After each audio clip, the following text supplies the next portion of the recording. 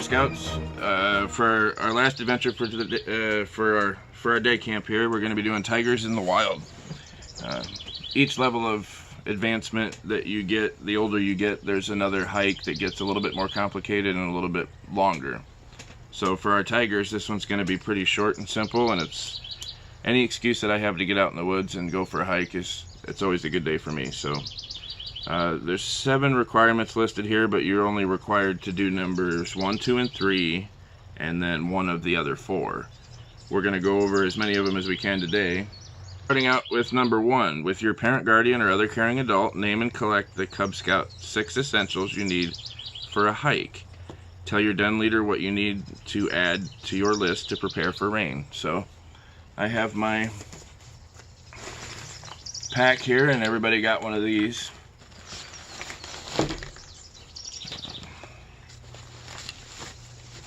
So we'll look in here and see what my 6 Scout essentials are. Make sure I have all of them. I also have a couple extra things in here that I'm going to take on my hike. But the first one is a water bottle, filled water bottle. Doesn't do any good if there's no water in it. So full water bottle. Everybody got one of these carabiners in their boxes too, so I always clip mine on my water bottle.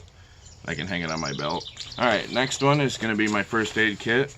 Everybody got one of these. This is just a little personal first aid kit, so these are really nice for a hike because it just has a few band-aids, some gauze, a little hand cleaning wipe or wound cleaning wipe, and that's about all you need for a hike like this.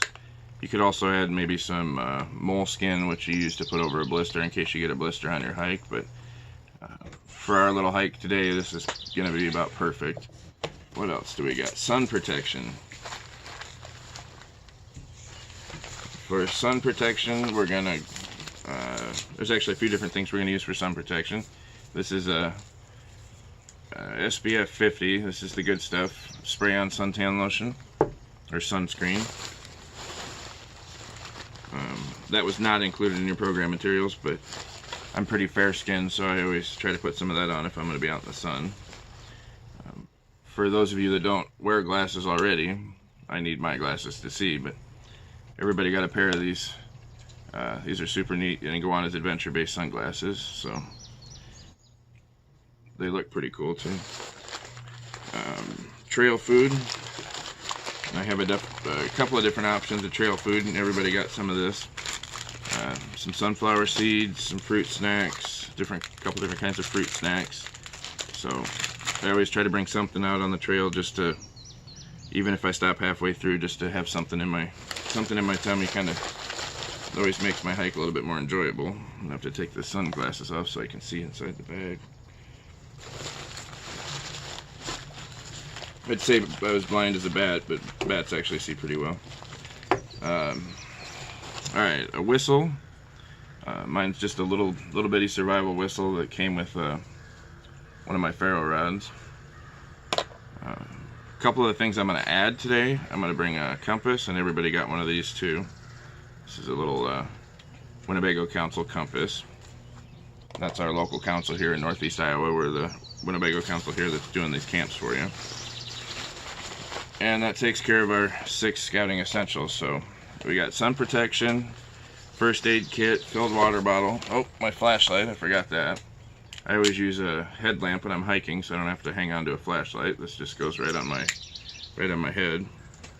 Make sure you check your batteries before you leave, because it doesn't do you any good if it has dead batteries. So trail food, whistle, I got everything in here. Load up my backpack. Sunglasses I would tend to put on my shirt like this so that they don't get crushed in my bag, but since I can't wear them, they're going to go in my bag for now. And it's already in a little drawstring bag here, so you can put it right on your back and ready to go. The other part of requirement number 1 would be tell your den leader what you would need to add if you were trying to be prepared for rain. Always check your weather forecast before you go out so you know what to expect. And I'm going to show you a few different options here for rain gear. This is the one that I always take with me, especially if I'm not expecting super heavy rain, if I'm just expecting a couple light showers or something. This is a rain jacket, but you can see you can fold it up to about the size of a softball. It doesn't take up any space, doesn't weigh very much. and then it just unzips. The bag stays attached to the jacket, so you don't lose your bag. It actually turns into a little zipper pouch. And this one's even got a hood on it. So I always have this in my bag, or if I'm not out on a hike, this usually stays in my truck. So I always have it with me because nobody likes being caught in the rain and drenched. If I'm expecting a lot of rain, or I'm going to be on a longer backpacking trip, say overnight, this is my rain suit. And I put it in this waterproof stuff sack so that it stays nice and dry. Plus these stuff sacks, you can put it in there and push out all the air. Roll up the top like this. And it doesn't take up any more space than, say, like a loaf of bread. But I'll show you what this looks like.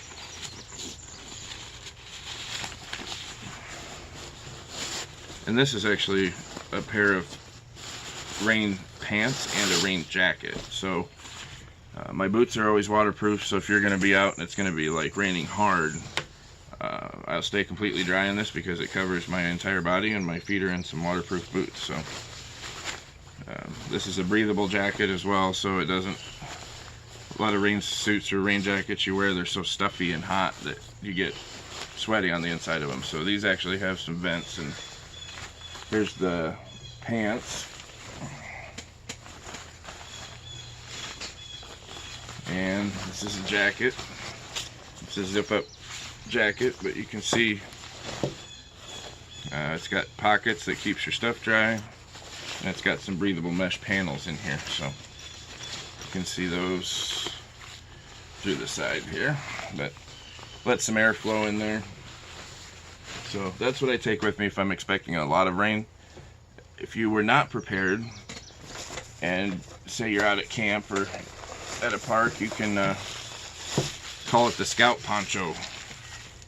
This is just a heavy-duty black garbage sack.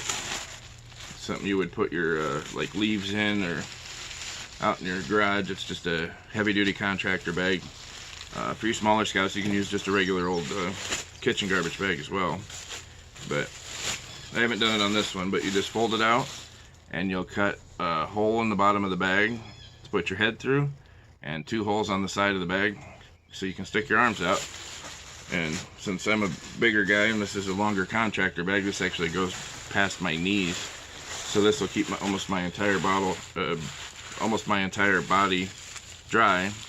And it's just a garbage sack, so again, it stuffs down into a really small space and doesn't take up any space in my pack and doesn't hardly weigh anything. So that takes care of our requirement number 1.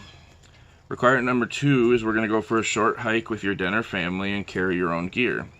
Show how you would get ready for this hike. So we just covered a lot of that. I would lay out my 6 Scout essentials and anything else that I think I'm going to need on my hike. Pack up my bag, fill my water bottle. That's how I would get ready for the hike. When I'm going on a hike, I always tend to make a list. I always have a notebook. This is kind of a big one, but I have a little field book too, a smaller notebook, and I'll make my own list on what I think I'm going to need. Also in the Scouts BSA handbook and most of your Cub Scout books, there's going to be a packing list for camp out or for a hike. So those are really good resources that you can use from the Boy Scouts of America that have these lists put together already. For number 3, do the following. A is listen while your leader reads the outdoor code. Talk about how you can be clean in your outdoor manners. B is listen to your leader read the Leave No Trace principles for kids and discuss why you should trash your trash. And C is apply the outdoor code and Leave No Trace principles for kids on your tiger, den, and pack outings. After one outing, share what you did to demonstrate the principles you discussed. So in the back of our book, the very last page, inside the back cover, is the copy of the outdoor code and the Leave No Trace principles for kids. So I'm going to go ahead and recite these for you here, and go ahead and read along in the back of your book if you have it in front of you, and then we'll discuss what it means. So for the outdoor code, as an American, I will do my best to be clean in my outdoor manners, be careful with fire, be considerate in the outdoors, and be conservation minded. And what that means is be clean in my outdoor manners. So we don't want to go out in the woods and leave our garbage laying everywhere and make a big mess with sticks, building our fires, or burn up a bunch of tin cans and stuff in the fire ring and leave them. Always remember to clean up after yourself. We'll talk about it in the leave no trace principles, but I always make it a point to clean up any other trash I find as well. Be careful with fire. Only make fires in a designated fire ring. Most of us aren't going to be doing a lot of primitive camping out in the woods where you have to make your own fire ring, but if you do, make your own fire ring. We want to keep that contained in one area. A lot of the campgrounds that you go to, as well as our scout camp, we use old tractor or truck rims, metal ring, and you build the fire in there. You keep everything contained. You don't make huge fires and they get out of control and burn down the woods. A lot of parts of this country, especially you guys out west and in the southwest, have problems with forest fires, and we know how devastating those can be. They can burn down our houses, our farms, our ranches. So always be careful with fire. Be considerate in the outdoors, and that kind of goes along with being clean in your outdoor manners. Be considerate of other people. Clean up after yourself. Don't go in the wood and start carving your name in trees or even playground equipment at the parks or anything like that. Be considerate of other people. Don't do anything that you wouldn't want to have to deal with. So don't do unto others as you would do unto yourself. So if you wouldn't like it, going to the campground and finding your campsite all muddy and torn up with somebody's truck or full of garbage or whatever, don't do that to other people. So be conservation minded. Our outdoor areas we're losing them all the time. So part of the reason that is because people come in and they trash it and they cut down trees, and they're just generally not good stewards of the land. So always be conservation minded in your outdoor activities. Leave no trace principles for kids. I'm going to read that to you here quick. Know before you go, choose the right path, trash your trash, leave what you find, be careful with fire, respect wildlife, be kind to other visitors. What that means to me is choose the right path means stay on the designated paths. Don't go stomping through the woods, because everywhere you step in the woods, you're going to be killing plants, and some of those plants might be endangered, and you don't want to just walk all through the woods and kill a bunch of plants and trees off. So stay on your path. Trash your trash means you carry your trash out with you and throw it in the trash. Don't leave it laying out in the woods. One of the things I always say is, if wherever you find people, you will find people's garbage. And I don't really like it when you're out in the woods and you're wanting to look at nature and plants and animals, and you end up finding somebody's soda cans or candy bar wrappers or anything like that. So again, be careful with fire, and we talked about that. Respect wildlife. Don't go disturbing the wildlife. If you find a bird's nest, leave it alone. If you find baby animals, leave them alone. Part of this is picking up your trash as well, so you don't want to leave a candy bar wrapper on the ground and have an animal eat it and it makes them sick. So be kind to other visitors. These are our public areas, are for public use. There's going to be other people here. Be kind to everybody. Be kind in your regular life as well. We're all going through this life together, so be nice to each other and be kind. One of the scout principles, or one of the scout mottos, is to do your good turn daily. So once a day, just do something nice for somebody without any expectation of anything in return. One of the things that I try to do on a daily basis is pick up trash. Anywhere I see trash, I pick it up, and that could be my good turn for that day. So back to the Leave No Trace here. The member-driven Leave No Trace Center for Outdoor Ethics teaches people how to enjoy the outdoors responsibly. The No Trace Center for the Outdoor Ethics is www.lnt.org, LNT for Leave No Trace. There's a lot of good information on that website, so if you guys get permission from your parent or guardian, go ahead and jump on that website and see what you can get for information from there. So we're going to get back to our requirements here. That takes care of 1 through 3, and then you have to do one of the other 4. So number 4, I'm going to go through 4, 5, and 6 with you the best I can, and you guys can pick whichever one you want to do for your requirement. Number 4, while on a hike, find 3 different kinds of plants, animals, or signs that animals have been on the trail. List what you saw in your tiger handbook. And for one of the bear videos the other day, I actually did this.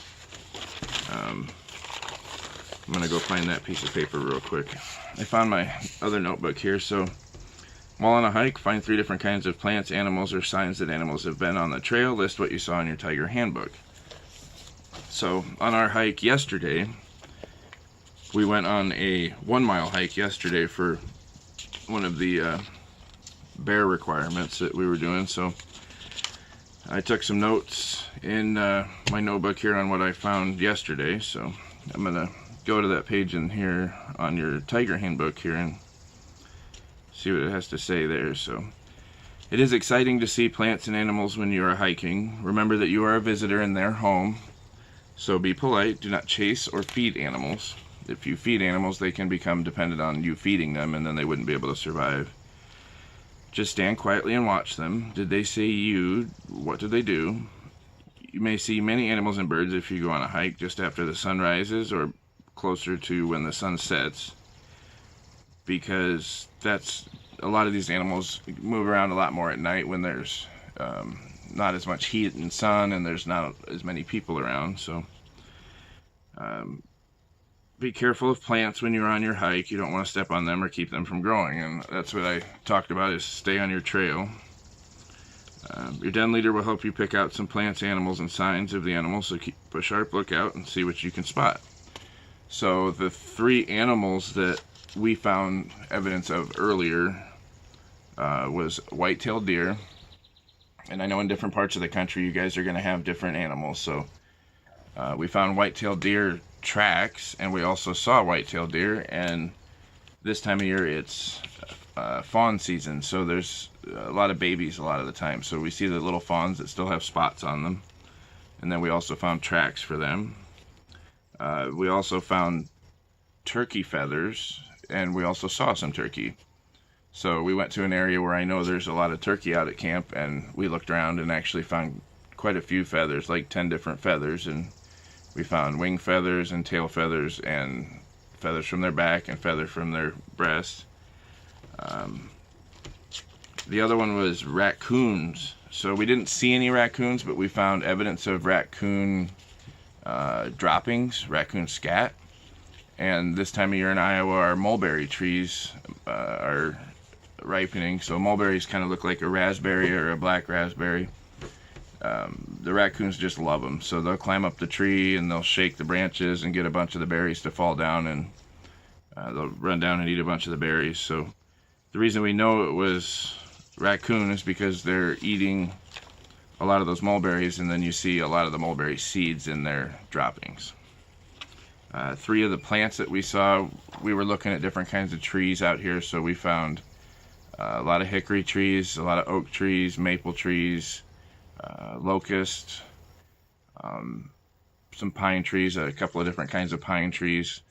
We also saw, for plants, we saw burdock, and burdock, you can look that up. It's a pretty evident when you find it, because they have great big leaves that are shaped kind of like rhubarb leaves. We found lamb's quarter. We found a lot of different kinds of, or a couple different kinds of clover. So take an adult or a leader with you that knows your area, and they'll be able to teach you a lot about what kind of plants, animals, and trees are in your area. It's kind of hard for us just being in Iowa to be able to tell you to go out and look for something specific, because they might not exist in your part of the country.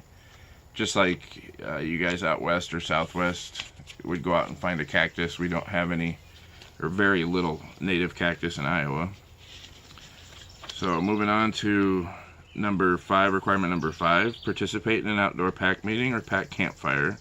Sing a song or act out a skit with your tiger den as part of the program. So if you go back to the first part of the program videos that we sent out for this, we did a opening campfire. I got a few of our local scouts together, and you saw we did some songs, we did some skits. That's always a lot of fun. You don't necessarily have to stay out overnight to do a campfire, pack campfire, or a den campfire. And there's some resources out there for different kinds of skits or songs if you don't know any. Scouting.org has some good resources on their website, and also there's a couple of different books that have been put out over the years that have a lot of really funny skits and a lot of really cool songs in there. So we always have a lot of fun doing our campfires, and just get up there and be silly and have fun. Find 2 different trees and 2 different plants that grow in your area and write their names in your tiger handbook. So I kind of talked about that for number 4. So go out and find out what's native in your area, and if you don't know for sure, take an adult with you. Always take an adult with you, but if you're not really familiar with the plants or animals, try to find an adult that knows the plants and animals and trees in your area. Otherwise, you can always look online with parents' permission, and with help of an adult, you can look online for your local flora and fauna. Visit a nature center, zoo, or requirement number 7. Visit a nature center, zoo, or other outside place with your family or den. Learn more about 2 animals and write down 2 interesting things about them in your tiger handbook. With this video, we're going to include some links to the virtual nature centers, zoos, or other parks where they're doing free virtual tours where you can go, and it's just like you're walking through the museum or the nature center, and you'll be able to look at the different exhibits, and we'll include some of the more nationwide museums, zoos, nature centers, observatories for one of our last adventures. We'll include a lot of links for stuff like that, and that's always really fun. Have fun digging through there and see what you can find that's super interesting. You can find stuff about animals that are extinct or endangered, so I always have a lot of fun learning about that kind of stuff, and I really hope you guys do too. So I hope you've enjoyed our 4 adventures here, Tiger Scouts. I really look forward to continuing to put out I really look forward to putting out some virtual programming in the future, so if you guys stay in touch with our Winnebago Council YouTube page or Facebook page, we'll have some more interesting stuff out there for you. So thanks a lot, and you guys have a wonderful rest of your day.